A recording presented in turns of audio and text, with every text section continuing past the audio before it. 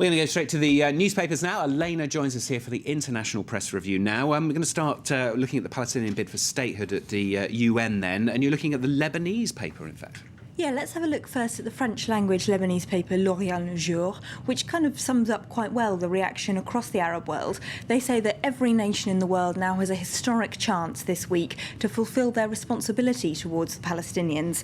They say that what's happened to the Palestinians across decades is the original sin that can be found at the root of most of the unrest in the Middle East, and indeed they call it the fundamental cause of Islamic terrorism and of the malaise around the Muslim world which produced Al-Qaeda. And they say that every country in the UN has a historic chance now, just this week, to help undo some of that wrong that they believe was done the Palestinians over recent decades. They say the Palestinians have been humiliated over and over again by well-meaning projects like Camp David and Oslo, which in the end collapsed through a mix of what they call American clientelism to Israel and Israeli stubbornness and intransigence.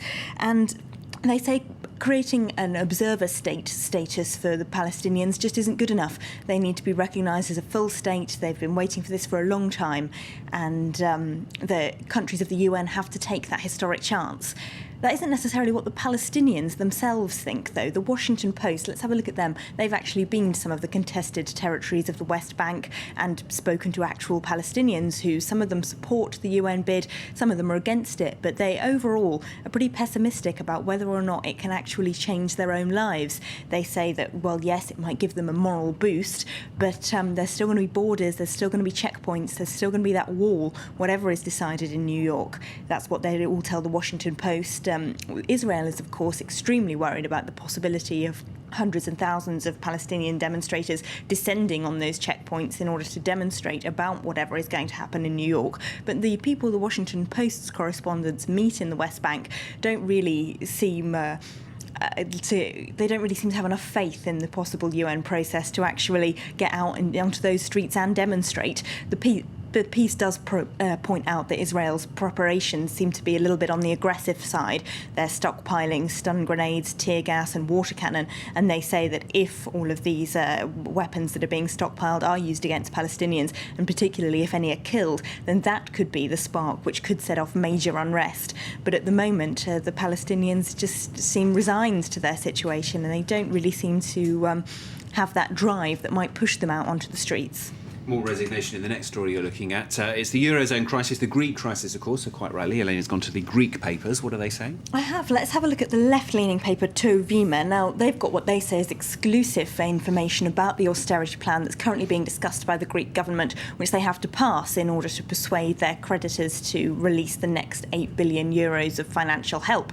Now, Greece is really on the brink, To Vima points out. If they don't get those 8 billion euros, they may be unable to pay public servants by the end of this month.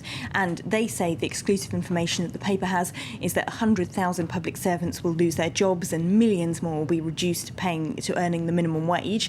Now, the paper says that just proves that the government is playing only to its creditors. They say they want a fresh election because the Greeks have just had too much and it's not democratic to force that on them.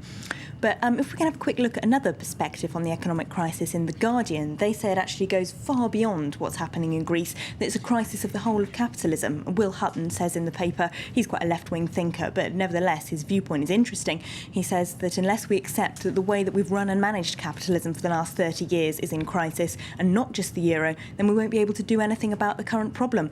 They say the existence of the euro has actually helped shore up Europe's economies against a collapse sparked by the 2008 financial crisis. But what really needs to happen now is that governments need to separate retail and commercial banking and realise that it just was never sustainable to build a whole edifice of finance on a very small amount of actual capital below. They say unless the bankers stop gambling, there's nothing we can do. And really, really quickly, we're just going to mention something about Martin McGuinness, currently Deputy First Minister in Northern Ireland. He's running for President in the South. You know, that sparked a fair amount of outrage. Let's have a look at the Irish Independent, which is a well-known anti-Republican paper, but is nevertheless representative of a view that's common among a certain constituency of voters in the south of Ireland. They say that unless McGuinness explains his past, he was, of course, a senior leader in the IRA and has admitted being second in command in Derry at the time of Bloody Sunday.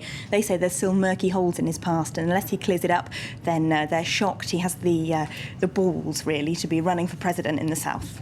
Well said. All right, Elena, that's Elena here with the international newspapers this morning here on France 24.